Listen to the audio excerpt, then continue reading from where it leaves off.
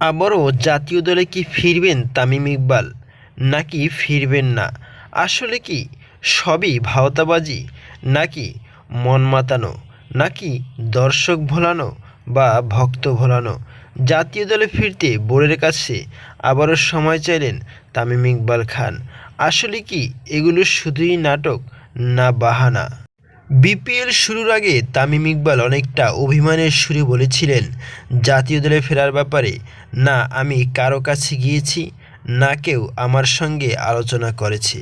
দেশসেরা opener তামিমের সঙ্গে অবশ্য এক সপ্তাহের ব্যবধানে আলোচনায় বসেছে বাংলাদেশ ক্রিকেট বোর্ড বিসিবি। জাতীয় দলের তিনি ফিরবেন কিনা সেই বিষয়ে সিদ্ধান্ত জানতে আজ বুধবার ৮ জানুয়ারি বিসিবির নির্বাচক কমিটি বৈঠক বসেছে তামিমের সঙ্গে। তবে সিলেটে ফরচুন বরিশালে টিম হোটেলে প্রধান নির্বাচক গাজী আশরাফ হোসেন লিপু ও নির্বাচক হান্নান সরকার ও বিসিবির সংশ্লিষ্টদের সঙ্গে বৈঠক শেষে কোনো সিদ্ধান্ত আসেনি।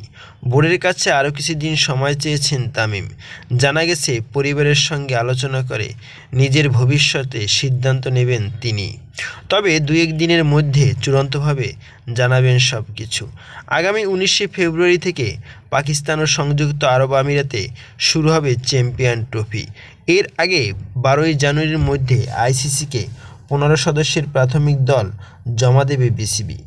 এরপর অবশ্য চাইলে পরবর্তী ১ মাসের মধ্যে দলে পরিবর্তন আনা যাবে, যার কারণে তামিমের সঙ্গে বসছিল বিসিবি। তারা চান তিনি যেন ফিরে আসেন ক্রিকেটের ২২ গজে।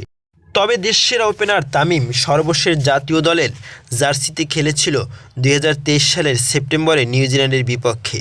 এরপর ১.৫ বছরের বেশি সময় পার হলেও আর লাল সবুজ জার্সিতে দেখা যায়নি তাকে।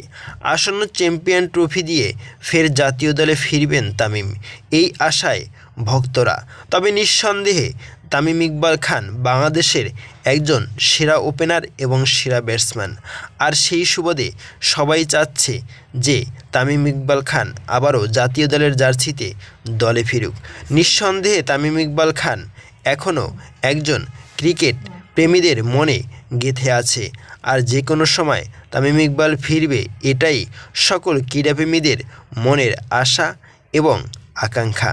আর তাই তো সামনে চ্যাম্পিয়ন ট্রফিকে ঘিরে রয়েছে তামিম ভক্তদের এবং ক্রিকেট ভক্তদের বিশেষ উন্মাদনা।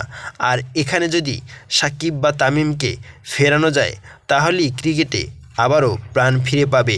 আর তরুণরা তো তাদের সাথে আছে।